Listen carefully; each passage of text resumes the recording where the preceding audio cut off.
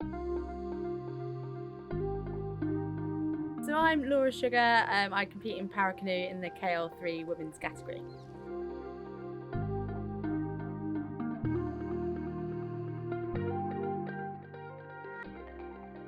For me, I didn't acquire my injury, so I was going from an able-bodied sport to a Paralympic sport, even though I hadn't changed. I'd just kind of been involved in able-bodied sport before, so I was kind of nervous of perceptions and things like that. But luckily, kind of, I had great supportive friends and family that didn't there wasn't even an issue. And to me, parasport is just sport. It's just great that you can be on a more level playing field than if you're an able-bodied sport. And physically, I think I gained a lot from hockey with my, I'd worked on my speed and things like that. So the transition was a lot easier from when if I'd started from complete scratch and hadn't done any sport. And I think growing up doing a whole range of sports is really beneficial for anyone, even if you want to specialise. Continuing throughout your teenage years of doing different sports kind of builds that kind of wide range of skills and adaptability. So actually, obviously the honing on technique of athletics and also in canoe, the technique is obviously very different, but your approach to learning new techniques, you're used to it because you've tried out loads of different sports.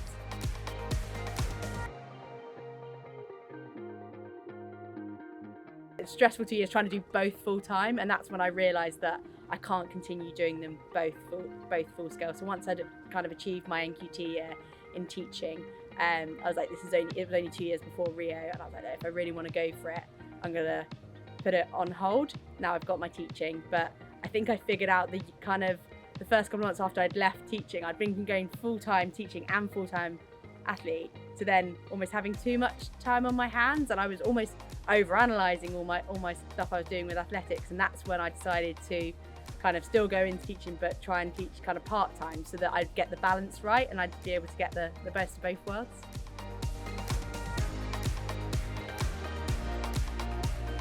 I think as a full-time athlete, there's so much pressure on training, competing, and it's great on those good days. You can then chill out at home when you've got time off.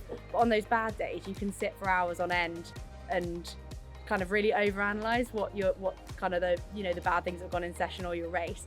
So for me, like Uppingham sport, that's my escape, and it's different. Yes, it's sport, but it's not me doing sport. I'm coaching other people, and as long as you get the balance right, like I do between 6 and 12 hours a week, depending on where I am in my season. And it's great because I'm Miss Sugar there. I'm not Laura Sugar, the athlete.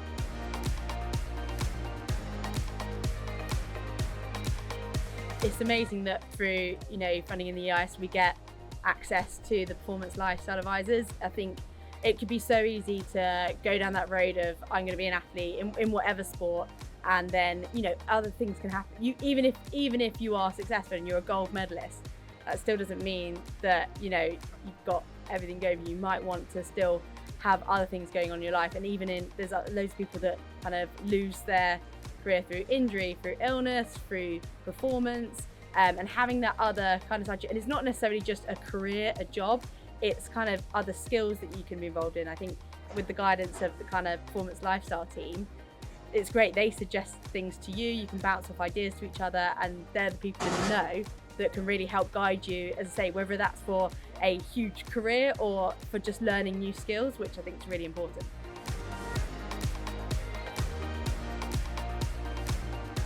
In sport, you can be really pigeonholed of, even when I played hockey, I was Laura the hockey player, and then you're Laura the athlete, where there is so much more to a person, regardless of whether that's a career. They've got many other personalities, they've got many other interests, and so sometimes you can kind of really just think that's everything that's about you is your sport, whereas not. No one's just their sport. There's so much more to you, and there's so much more you can be and so much more you can do, and that's a huge part of becoming a rounded person, and also then enjoying life and enjoying your sport. And actually, I think having more to me and recognizing that and encouraging athletes to just even acknowledge it, even if they don't want to go into career with it, is really healthy for prolonging your sporting career.